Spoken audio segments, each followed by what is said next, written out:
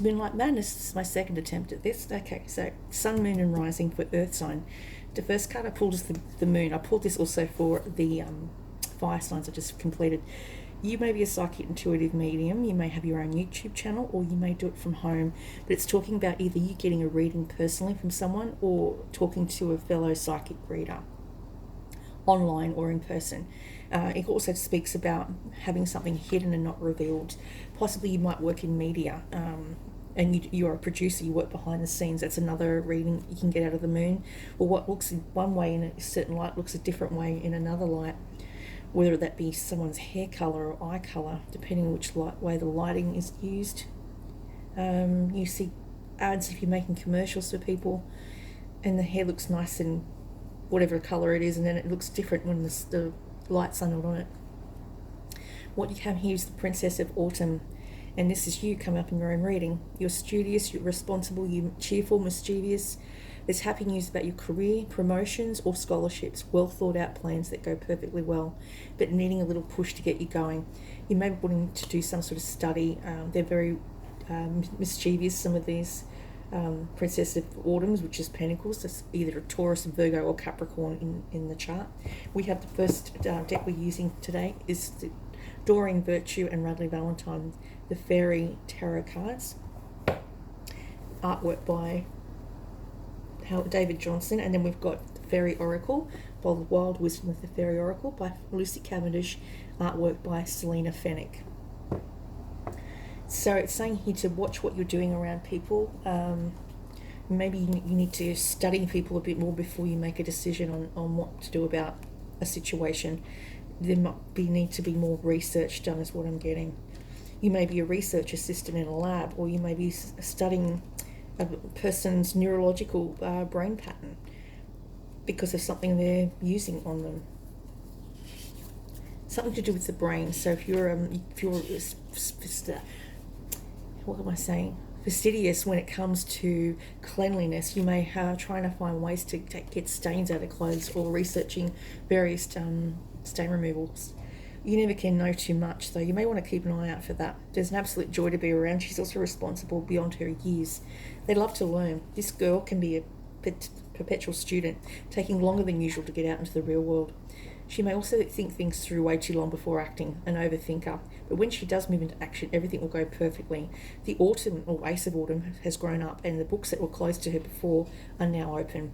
She may have a love of reading as well. Time to go back to school, study and research, needing a push, working up your way up the ladder. In the past, you've got an ego card. This is the Devil card for me. This is someone being in a prison of their own addiction, their own mind, or their limited beliefs, and the illusion of being trapped and placing too much importance on material items, getting caught up in fear and worry, and you're not reaching out to people for advice, or you're thinking you can do it on your own when actually no man's an island. We all need a little bit of help here and there. Determining what is the cause and what is the symptom. And it's great personal ideas is if it's not clear on your priorities and motivations, you may need time off for self-reflection. Maybe see the truth of who you are. Release those aspects that no longer serve you. Let go of guilt, fear and blame. Have compassion for yourself and look in the mirror and tell yourself, I love you for being divinely perfect in this moment. You may be detoxing from harmful people, harmful foods and substances. It says here to do that and to let go of guilt, fear, blame and other products of ego and welcome the new in. You've also got in the past a Queen of Spring. Now, this can represent a fire sign. So it could be Leo, Aries, or Sagittarian energy. They are the life of the party. They sometimes make marketing people. They're really good marketing people. Commercials for whatever it is, whether you're doing a marketing campaign or something in that type of process. You might have a new design. This person can be someone who is very passionate about what they do. They may organise a birthday party for 30 people, and as well as do a job on the side. They could be just multi-skilled. They're very passionate, and you may not always agree with them, but you'll have a hard time convincing them otherwise if they think their opinion's right. Then here you've got the Three of Cups. You may have been invited to a birthday party recently, for someone's party, or a send-off, or a graduation, or it could have been in the form of a wake, and that would have been good for you to go, but possibly it was too sad for you to go.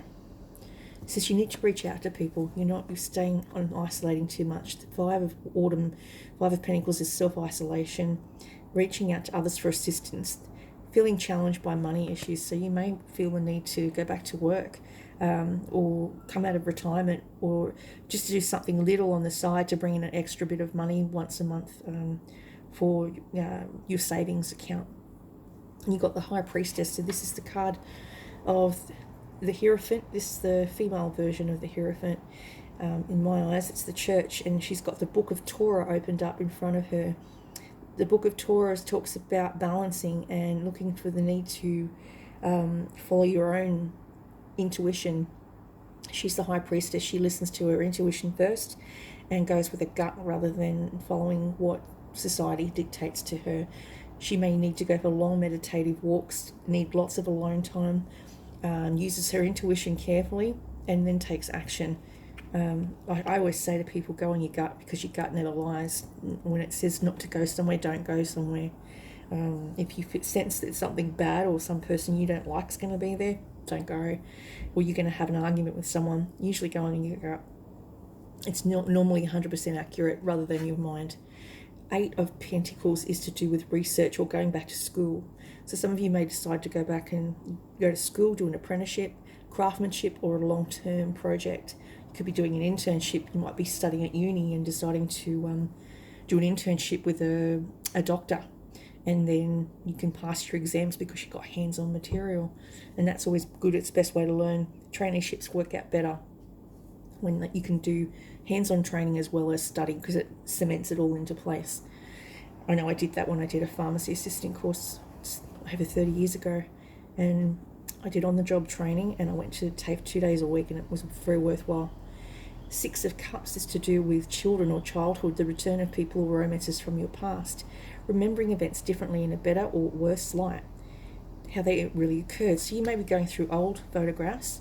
You might run into people that you haven't seen in years, and maybe they've got a message for you. Maybe someone that used to be married is now coming out of a marriage, is healing from a breakup, and they can be someone that you knew a long time ago, and they're healing from it. They could be an Aquarian, Gemini, or Libra, and they're very determined, they're focused, they're impulsive. They could be not looking in the forest from the trees. He's not really looking where he's going on that ski. Need to think and act quickly and decisively. You may suddenly decide to do something drastic to lift yourself out of a depressive state, or go off on a trip somewhere, or do something out of the blue because you're thinking. Sometimes you want to do things on impulse because you're going with a deep sense of, I must do something different to change how I am or change my circumstances. Then you have the Lovers card. The Lovers is to do with the union with someone that could be in the forces, the Air Force, the Navy, the military. The Lovers is also talking about long-lasting choices made from the heart and a good return to health. There could be an engagement. There could be proposing to you. It could be the month you get proposed to with the Lovers. It's a major arcana. True love, opposites attracting, excellent health, emotional support. You are deserving of a magical and long-lasting union. The fairies champion romance and deeply felt friendships for everyone. The card indicates that you are about to enter into a significant relationship in your life. If you are already in one, this card signals that positive changes are possible at this time and should be pursued. This kind of romance that comes with the card is powerful and often has a past life connection. This card also refers to the need to make an important choice, a decision, whether related to relationship issues or not. It's sure to have a great emotional impact. This isn't an intellectual choice, but rather one made from the heart. And while you may not know what to do, you'll feel the right actions to take. So it's pure, spiritually based love, devotion and courage and commitment. And then you've got the Star. This relationship could be very healing for you. You could have an Aquarius in your chart, or they could, a placement. It's also saying you are the star of the show. They could be a famous person, someone who is under the star. They've got a star above their name on the door because they are the star of the show. They could be an actor or a producer, or just gone into producing. They could have been at it for quite some time. you've got their attention, and they possibly want to come and reach out to you, but they don't know how, because they are in a different industry to you, or they could be a YouTube influencer. The star says it's time to believe. Challenges fade away as the joy that comes from true faith lights your way like a clear, starry sky. There's no room now for self-doubt. Look to the future with hope and optimism. God, the angels, and the fairies can help you manifest whatever you need in order to move forward, a happy life or career. Trust in yourself and your abilities. Allow your faith to grow. Like the constellations, it will guide you to rich and fulfilling spiritual insights. Our fairy is opening the chalice well and releasing the ancient healing and manifestation energy for you. It says faith to move mountains. Believing in your future, good fortune, light at the end of the tunnel, and suddenly knowing what to do next. Spiritual joy. And then I pulled from the other deck the Wild Wisdom, the Fairy Oracle, Keeper of Secrets. So one of your children or family members are keeper of your secrets. They don't let much out about you because they know you're a private person. You might have Scorpio strongly placed in your chart. I know my Scorpion doesn't like me telling anything about him. I try to keep out of his private life and let him tell his news. There we go. But when I'm proud of him, when he's done well in his exams, of course I'm going to talk about him. You are learning to treat something carefully with wisdom. Deciding who to share your own experiences and thoughts with is an important step in knowledge. For when you squander your own precious thoughts upon those you cannot understand, cannot understand you, are allowing your own precious magic to be diminished and diluted. You are learning to trust who to trust, and with deeper, more sacred moments in your life and your magics, and who to stay quiet with. Learning the value of hard-won crafting as opposed to the fiery genius of initial ideas, and enjoying the process of the in-between times without talking too much of them. Observing the 90-10 rule, do 90%, speak 10. This way your dreams and magics will live and breathe in life indeed. Be steady and quietly strong in the course of your love rather than impulsive and wasting your magic. So much of the magic is made by turning up and crafting something simply by doing the work. So it's hard to convince people of that. It doesn't make magic any less. And then you've got here, stolen her sleep. I call this my astral card. This is when you're in a very, very deep sleep and you've gone into that place where you're scared to go, whether it's on a subconscious level and your soul has actually left the building, and it's going and it's seeking out knowledge of future events or even past events, depending on what you've been touching or come in contact with that day. I'm not doing private readings at the moment. I've gone and taken a little bit of a break, a hiatus. I just found it took too much out of me. And all the emotion attached to some of these people's possessions, I couldn't stop crying. It was just too much sadness attached to whatever it was that they were wearing when they got that present, that ring, that item of jewelry, a piece of clothing, anything that I touch, I read. And unfortunately, I can sense a lot of sadness attached to that photograph, that Doona cover, that Doona. And so I'm learning to get rid of things that come from my past, because they are dragging my energy down and they are making me regret things that I have had no control over at the time. No one decides to become unwell, they just do. Unable to remember dreams, feeling cut off from psychic abilities, unsure of whether the path you are drawn to follow is safe, feeling scared that you may be entering a dark realm, wishing to go home and to ascend before you've done the deep work on yourself. If this card has come to you, it is time to go deep within, to go into the earth and to understand that material transformation is spiritual. It is then that your gifts will be fully awakened. So you need to get into a deep sleep in order to get the knowledge, the insight. The beautiful being in this card represents what we all know we have been at some time in our life. We have been a sleeper, unawakened to our own experiences. We have not been present, awake of what is happening, and this beautiful being is so deeply enchanted and enspelled by conditioned thinking, by the sleep of her untested beliefs, that the only answer for her now is to go deep into the underworld, where she will be reconnected with the earth and reborn. But for now, she's not, slumbering through her life in fear, never in the present moment. She's so stuck, so set in the ways of fear and programming, that it's time for the powers of deep elementals, the earth, to take her in, so she can be transformed. And as she resembles beauty, she is indeed asleep to her own light, her own freedom, and her own blessings, and it's time for her to be transformed. Be not afraid for her, for the gnomes of the earth element will take her in, care for her, and then return her safely home, transformed. She will awaken once again. She will realise that it has long been since she's been in the presence of life, and offered up thanks for all she's been given. She will be seen as though she's never been seen before, her birdsong clearly and with understanding.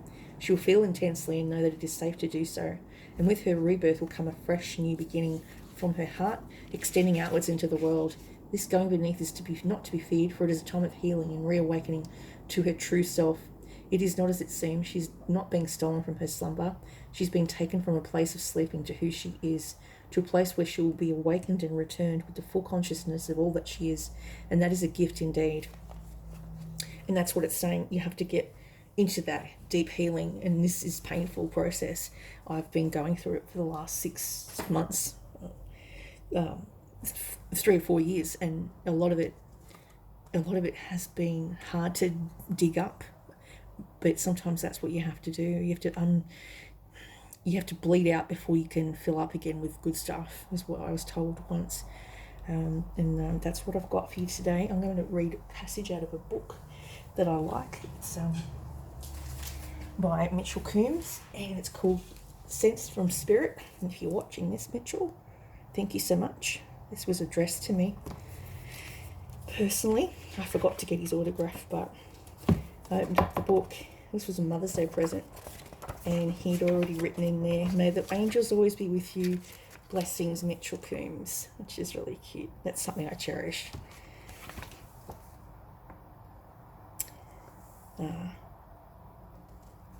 And I go to try and get these little sayings. So I've just opened a page. Extraordinary signs of validation and love can come from spirit in the most unusual and sometimes in the most ordinary of ways. So it goes into talking about this person called Daniel, whose brother passed away, Pete, who was run over by a drink driver behind the wheel. And Daniel needed to know whether Pete suffered any pain. And he's gone to say, no, there was no pain, just surprise. 2 years later, Daniel returned for another reading. Pete was wasting no time in coming through with clear messages, thoughts, and images. Pete was still there and in his life, and the bond was strong. And he says, your brother is showing me a sunflower. He says, you added a touch of sunshine to a young woman's day. And the boy, Daniel, says, you're kidding, right? And he says, no. He said he went to a table. This young girl, really upset. And he went over to her and decided to give her a flower. And she said she didn't let go for what was like ages. And Daniel learned the young woman's fiance was cycling to work a few months earlier when a driver typed a text message and knocked him off his bike, taking his life. On their first date, the young woman bought her a sunflower, not a rose. You are my little ray of sunshine. Daniel said she'd woken that morning and asked her departed fiance to send her a sign to let her know he was okay in heaven. That random act of kindness was a sign from her, was being passed through another person. And I believe that can happen too. You sometimes get messages. I keep hearing the name of a person that I used to date, and I'm not going to say it, but he keeps coming through, and I think he's trying to give me a sign. He's trying to look after me from the other side. We almost got married, and it just didn't work out. He had issues, I had issues, but I never really thought that he'd come through, and he did on my birthday, and he keeps trying to come through. Every time I get a message from someone, or I see a truck, or I'll get a receipt, and there's this guy's name on it, and I'm like, that can't be coincidental. That has got to be him sending messages to me from the other side. So I say thank you. And I think people really need to know that they can come through. My uncle come through the other day to me in a daydream, and he had his head down because I'd been wearing my grandmother's ring. And he just shook his head, and I just looked at him, and then he disappeared. It was like he wanted to tell me something. I haven't seen him that strongly since before I had my eldest son, which he's just turned 21. I'm guessing that's why. He wanted to say, he's acknowledging that the little boy that was on the building of the Twin Towers under an angel's wing was my son Christopher at 2, with all the curls. And I saw him, and this happened. He woke me up. Uncle Robert woke me up and said, pointed at the TV, said, "Turn the TV on." And then he's like, "Where's your mother?" And I told him in the next room. We turned the TV on, and then the Twin Towers exploded. And the vision was like a premonition of that. And Uncle Robert was just the same. He's in a pink shirt. He looked like he was young. He was happy. He wasn't in pain anymore. And that was him trying to tell me there's this special baby coming. That was Christopher. And he was a special baby. I think he's one of the fallen from the Twin Towers. I do believe he came from a medical background. He's always wanted to be in medical. He's always had an affinity with African American groups. I don't know why. Loves Michael Jackson. I think because his dad liked Michael Jackson, but always had an affinity. Loved all the basketball players. Yeah. It's interesting how people come through from the other side, and they say people don't reincarnate, but I believe they do. I believe in reincarnation. I believe in a lot of things my family does not. But they come back if they want to come back. And that's all I have for you, Earth signs.